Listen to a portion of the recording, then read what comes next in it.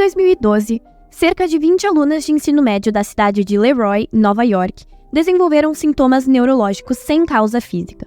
As garotas passaram a apresentar tiques nervosos, movimentos involuntários, expressões verbais incontroláveis e até desmaios e convulsões. Os médicos diagnosticaram as estudantes com histeria coletiva, uma doença psiquiátrica que pode ser desencadeada por estresse ou trauma. Na cidade, havia ocorrido recentemente um assassinato e um incêndio que geraram grande comoção. As jovens se recuperaram com tratamento psicológico e medicamentos. Esse caso é um exemplo atual do que chamamos de manifestações neurológicas de transtornos psiquiátricos, doenças com sua gênese, ou seja, a sua origem, na psicologia da pessoa. Quer saber um pouco mais sobre esse assunto? Então fica nesse episódio de Neurotalks com a participação especial do Dr. Carlos Rieder e doutora Juliana Tramontina. Não esqueça de seguir o nosso podcast no Instagram, @neurotalks.ufxpa, e mandar suas perguntas e comentários. Eu sou a Maria Fernanda e estão comigo Isabela e Ana Carolina. Nós somos estudantes de Medicina da Universidade Federal de Ciências da Saúde de Porto Alegre e mediaremos essa conversa com Carlos e Juliana. O roteiro é de Maria Fernanda Perussi, Isabela Fink e Ana Carolina Petri. O nosso convidado de hoje, Dr. Carlos Rieder, possui graduação em Medicina e mestrado pela URGS, fez residência médica em Neurologia no Hospital de Clínicas de Porto Alegre e possui doutorado em Clinical Neuroscience pela Universidade de Birmingham, na Inglaterra. É o atual presidente da Academia Brasileira de Neurologia e atua como neurologista na Santa Casa de Misericórdia de Porto Alegre e no Hospital Moinhos de Vento. Além disso, ele é professor de Neurologia na Universidade Federal de Ciências da Saúde de Porto Alegre. A nossa outra convidada, a doutora Juliana Tramontina, é médica pela Universidade Federal de Ciências da Saúde de Porto Alegre. Fez residência em psiquiatria na Santa Casa de Misericórdia e possui mestrado e doutorado pela URGS. Atualmente, é professora da Universidade Federal de Ciências da Saúde de Porto Alegre e integra o corpo clínico do Hospital Mãe de Deus e o serviço de eletroconvulsoterapia. Esse podcast foi desenvolvido pelos estudantes da Universidade Federal de Ciências da Saúde de Porto Alegre, com o objetivo de facilitar informações sobre as principais doenças relacionadas com o sistema nervoso de maneira breve, prática e acessível.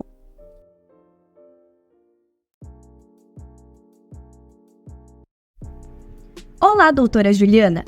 Para dar início à nossa conversa, gostaríamos de entender melhor quais são os principais transtornos psiquiátricos que geram manifestações neurológicas e que podem confundir tanto o paciente quanto o médico. Essa pergunta é muito interessante, porque, de fato, existe, um transtorno psiquiátrico principal que gera manifestações neurológicas e que pode confundir tanto o paciente quanto o médico.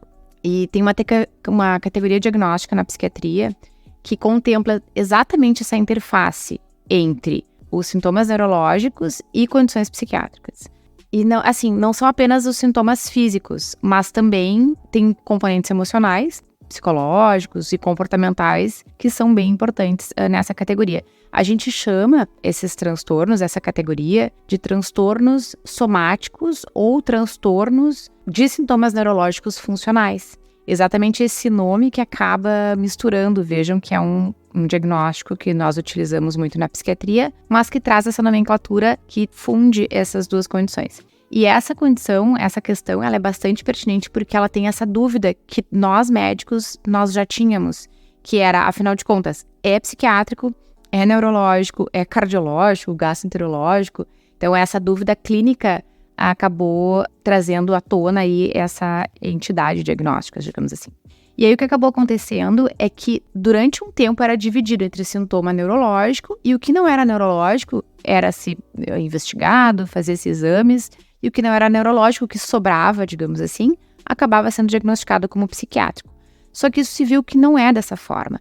Tanto as pesquisas quanto a observação clínica fez com que nós percebêssemos que é uma condição associada, que contempla sintomas neurológicos e sintomas psicológicos, que acaba tendo esses fatores emocionais que tem essa relação aí tão complexa mente-corpo. Bem, o que acontece então é que nós chegamos a ter essas mudanças também nos critérios diagnósticos. No último manual, nós temos o DSM, que é um manual de diagnósticos americano, né? E o que eles fazem é sempre estar atualizando. Então, o último era o DSM-4-TR, e aí foi atualizado para o DSM-5, então que se alterou essa nomenclatura para transtornos de sintomas neurológicos funcionais, exatamente contemplando essa questão. Então, foi meio que um reconhecimento dessa necessidade que esses transtornos eles acabam envolvendo, não só os sintomas físicos, mas também componentes emocionais e componentes comportamentais significativos. Então, esse diagnóstico ele contempla todas essas condições. Dr. Carlos, também queríamos entender como o neurologista encontra no paciente um quadro de origem não inteiramente neurológica. Quais são as principais queixas que esses pacientes trazem ao consultório? Bom, em termos de manifestações neuropsiquiátricas, às vezes a distinção não, é uma tarefa difícil, né? Existe um overlapping muito grande entre manifestações psiquiátricas de doenças neurológicas, né? E muitas vezes o paciente procura o neurologista antes de ir ao psiquiatra de condições comumente psiquiátricas, né? No caso de depressões, ansiedades, eles vão, em algumas situações, daí é o caso de um encaminhamento ao psiquiatra. Mas muitas vezes o paciente tem situações de manifestações psiquiátricas, daí das mais variadas, que se fazem formas atípicas, assim, do ponto de vista psiquiátrico. Vamos dar um exemplo, assim, alguém que tem um quadro nunca teve uma história de depressão e começa com uma depressão numa fase mais avançada, e essa depressão tem características outras, tipo uma refratariedade ao tratamento medicamentoso, ou que até mesmo por psiquiatra chama a atenção que não é uma depressão comum, né, em termos de manifestação. Esse é o paciente que tem que ser investigado do ponto de vista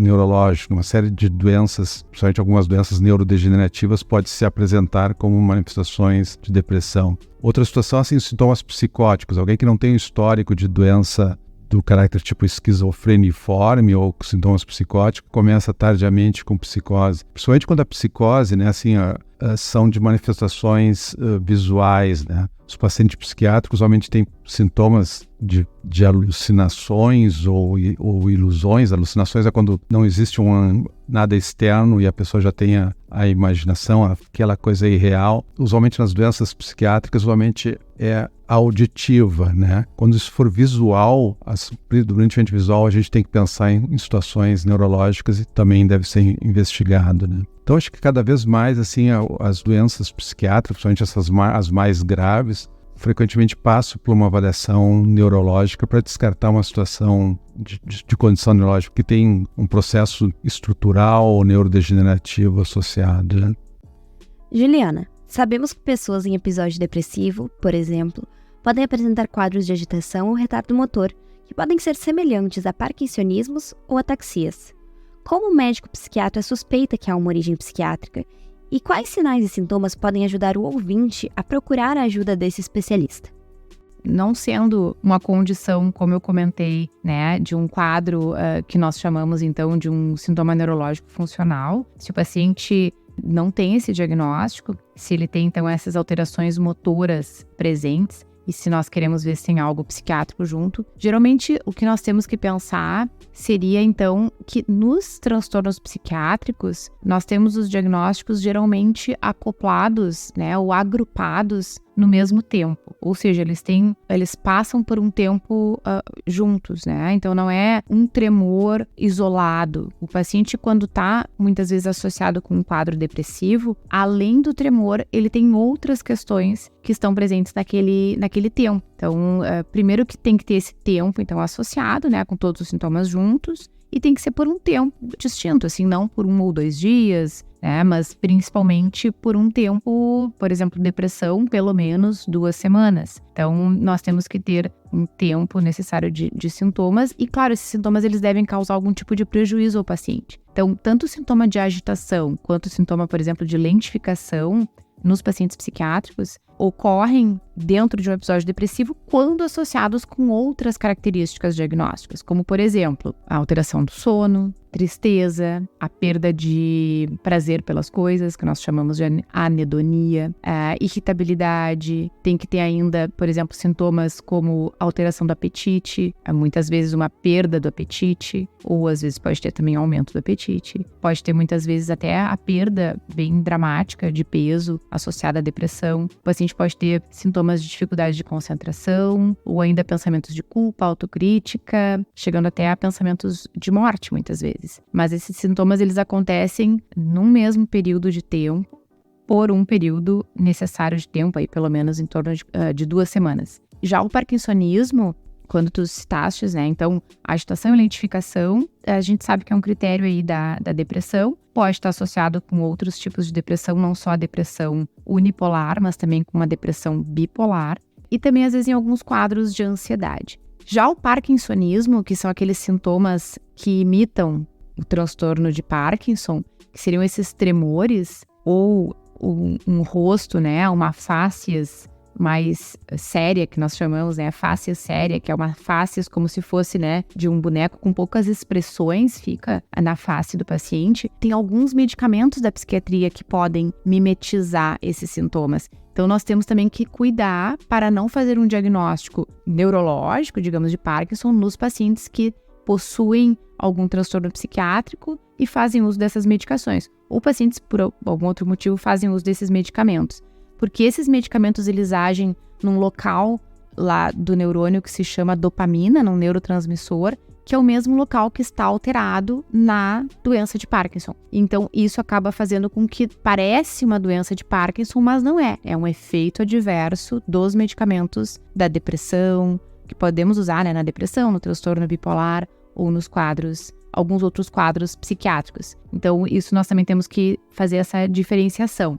E tem algumas características distintas da doença que fazem, então, que nós médicos consigamos diferenciar Parkinson de parkinsonismo pelo remédio. E aí é importante fazer essa avaliação com um médico especialista. Doutor Carlos, entre a grande variedade de transtornos psiquiátricos que cabem no episódio de hoje, temos especial atenção ao transtorno comportamental do sono REM, que pode estar associado com a doença de Parkinson. Como e por que o ouvinte deve estar atento a esse distúrbio? Acho que antes de mais nada é importante assim, definir esse distúrbio, né, do sono REM. Na realidade é um distúrbio do sono, né? O que é esse distúrbio do sono? Então na fase do sono REM, que é a fase que a gente tem um sono mais profundo e usualmente a gente tem um relaxamento muscular máximo, né? E a natureza foi sábia que esse relaxamento muscular é para nos proteger, porque a fase do sono REM é uma fase que usualmente a gente tem sonhos. Se a gente não tivesse esse relaxamento, a gente vivenciaria os sonhos, né? Então, se eu sonho que estou brigando, eu começo a dar um soco. Se eu sonho que estou jogando futebol, eu começo a dar um chute. Então, eu estou vivenciando ele porque eu não tenho relaxamento. E o transtorno do sono REM é justamente, o distúrbio do sono REM é justamente isso, é a falta de uma atonia. A atonia quer dizer a perda do tônus muscular durante a fase do sono, que é o sono REM. Sono REM é uma fase profunda do sono, quando a gente tem os movimentos, por isso que vem do inglês, movimentos rápidos dos olhos, rapid eyes movement, né? Que são movimentos que quem observa às vezes uma criança dormindo vê com frequência os movimentos dos olhos quando ela está com sono. Essa é a fase do sono REM. Então, se a gente não tem essa perda do tônus, a gente vivencia e acaba tendo esses movimentos. E por que isso é importante? Porque você observou que muitas condições de doenças, principalmente neurodegenerativas, daí vem algumas formas de demência, vem a doença de Parkinson, vem outras formas de parkinsonismo atípico. A primeira manifestação, uma das primeiras manifestações, mesmo antes do aparecimento dos sintomas motores dessas doenças, é esse distúrbio do sono REM, né? É claro que não é a causa mais comum. A causa mais comum, às vezes, são medicamentos.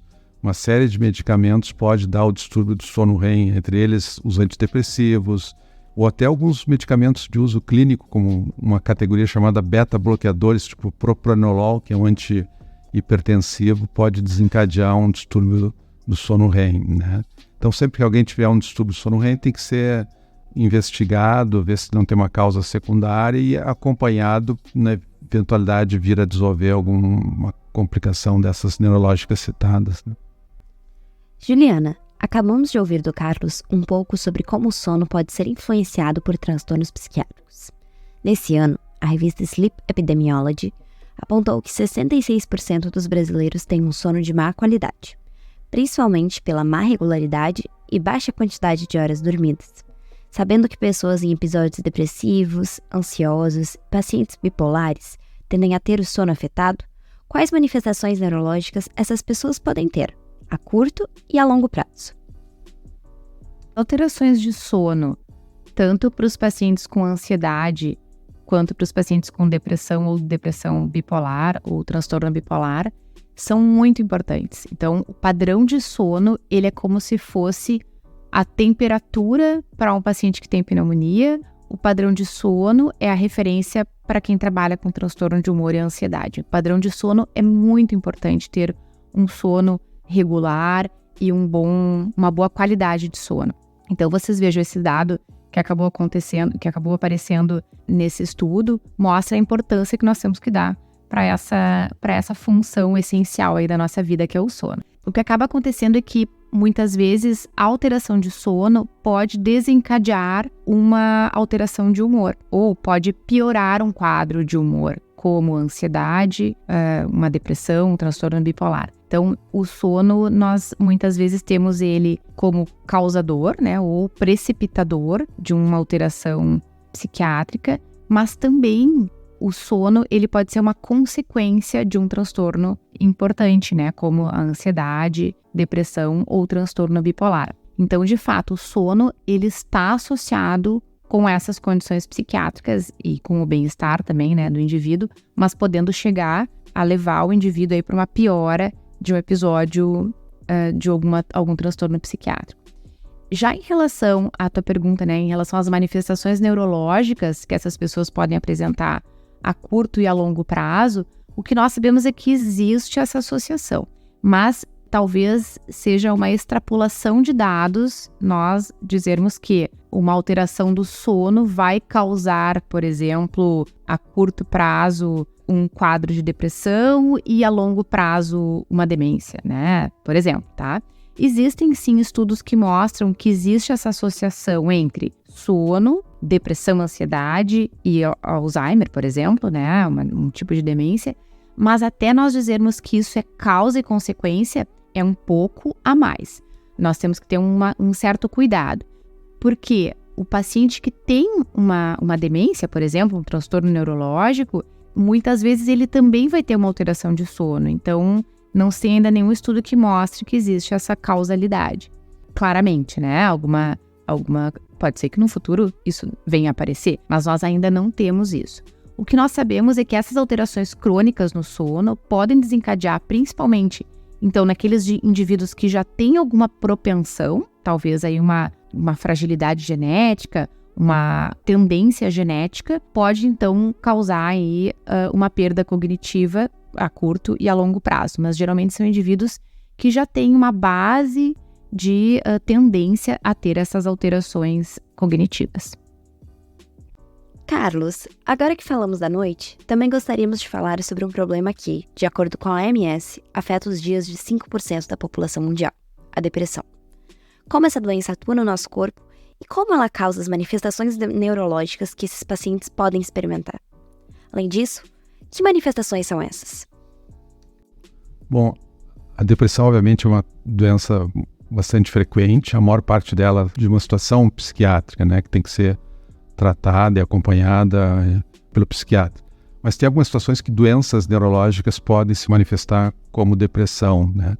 É muito difícil a gente relacionar causa e efeito. Será que os sintomas depressivos levou a um quadro neurológico ou o inverso? Às vezes a condição da doença neurológica já predispõe à depressão.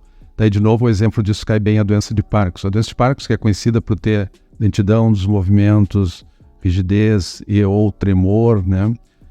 Esses sintomas motores, eles acontecem quando já teve uma degeneração do sistema nervoso central em algumas áreas específicas, uma fase mais avançada. Às vezes se pega 5 a 10 anos antes, a pessoa já tem sintomas de depressão. Mas aí se viu que não necessariamente a depressão levou ao Parkinson, é que a depressão já era uma manifestação da doença de Parkinson. E isso se encontrou porque, analisando o cérebro desses indivíduos, tem áreas do cérebro, principalmente áreas de núcleos presentes lá numa área do cérebro chamada tronco encefálico, tronco cerebral, onde tem núcleos serotoninérgicos do neurotransmissor serotonina. Então já tem degeneração dessas áreas prévias, então a depressão já é uma manifestação da própria doença, né? E assim tem inúmeras doenças, né? Se a gente pegar, por exemplo, uma doença mais rara, mas que é tratável e que acomete talvez faixas etárias mais precoces, que é a doença de Wilson, uma doença genética autossômica recessiva, onde a pessoa tem uma falha no metabolismo do cobre e acaba acumulando cobre. Frequentemente, umas manifestações de abertura dessa doença é a depressão ou outros sintomas neuropsiquiátricos. Outra doença que começa muito com manifestações psiquiátricas, principalmente depressão, e até o índice de suicídio é maior, e mesmo antes de ter manifestações motoras, é chamada doença Coreia de Huntington, a doença de Huntington. Também é uma doença autossômica dominante, ou seja, tem um risco de herança hereditária, onde áreas do cérebro que sofrem a degeneração ocasionam sintomas depressivos prévios, né? Então essa é a relação. Se fez estudos onde pegavam pessoas com altos scores foram submetidas a altos níveis estressores e quadros depressivos, principalmente veteranos de guerra americanos, e viu-se se eles tinham mais risco de vir a desenvolver sintomas, doenças neurológicas, tipo doença de Parkinson. E aparentemente não. Então isso fala contra que a depressão leve a uma degeneração nesse sentido dessa doença como a doença de Parkinson. E sim que naqueles pacientes que têm a depressão prévia já era uma manifestação da doença. Por outro lado, a gente sabe isso, transtornos do humor, como bipolar, pode levar, esse sim, a distúrbios cognitivos depois de longo tempo de doença, né? Então, daí é uma depressão levando a manifestações neurológicas. Dr. Rieder, ao entrar no assunto dos idosos, não podemos deixar de relembrar os tremores, que são muito comuns nessa faixa etária. O tremor essencial é uma condição na qual os pacientes experimentam tremores involuntários, sem uma causa neurológica identificada. Pode nos explicar como o tremor essencial difere de outros parkinsonismos e por que as pessoas devem estar atentas a manifestações desse tipo? Bom, então, realmente o envelhecimento ocasiona o aparecimento de várias condições neurológicas, especialmente o tremor, né? Então, a gente tem várias causas para o tremor, entre elas esse tremor chamado tremor essencial. Tremor essencial, se a gente fazer um estudo de ressonância, exames de imagem, não vai encontrar nenhuma alteração, porque se acredita que seja mais um distúrbio a nível de neurotransmissores, né? Não se conhece bem as causas, mas o tremor essencial, na realidade, é um tremor que a pessoa tem ao tentar pegar um objeto, chamado tremor de ação, ou postural, quando estende os membros superiores e os membros ficam parados, tem um tremor. Diferente do tremor da doença de Parkinson, que é um tremor mais quando os membros estão relaxados, é um tremor de repouso. Então, clinicamente, são situações distintas, né?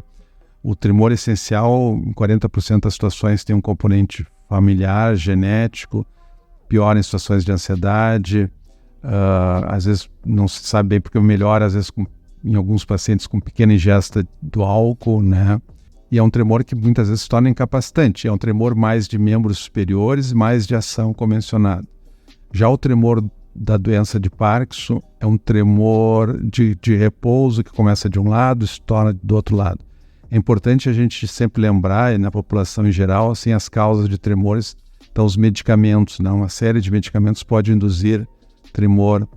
Existe o tremor, talvez até fosse esse também um dos comentários, o tremor fisiológico, que o tremor fisiológico é um tremor que, se a gente observar nossas mãos, todos nós temos um pouquinho de um tremor de baixa amplitude, alta frequência, que pode se tornar mais intenso e mais exacerbado em alguma condição. Agora, é sempre importante rever e nunca tomar uma série de medicamentos que às vezes o idoso acaba usando sem uma prescrição médica. Então, tem uma tontura, toma um Vertix. O uso contínuo do Vertix, que é a flunarizina, o fármaco que contém o Vertix, pode induzir um parkinsonismo, um parkinsoniano medicamentoso. Uma série de antidepressivos, outros medicamentos também pode causar uma exacerbação desse tremor fisiológico, né? Então, a gente tem que sempre pensar, e a causa mais comum na população em geral de tremor talvez seja o tremor medicamentoso, seguido pelo tremor essencial, né? E assim chegamos ao final do episódio. Dr. Carlos e doutora Juliana, agradecemos por terem aceito o nosso convite para participar do podcast e ajudado nessa troca de conhecimentos. Foi uma ótima conversa e um momento de muito aprendizado. Agora, para finalizar, gostaríamos também de fazer um agradecimento especial a você, ouvinte. Não esquece de mandar o teu feedback e tuas dúvidas no formulário da descrição do episódio. Elas vão ser respondidas nas redes sociais. Para mais conteúdos de neuro e para ficar por dentro dos próximos episódios, segue nosso Instagram, @neurotalks.ufspa. Até a próxima!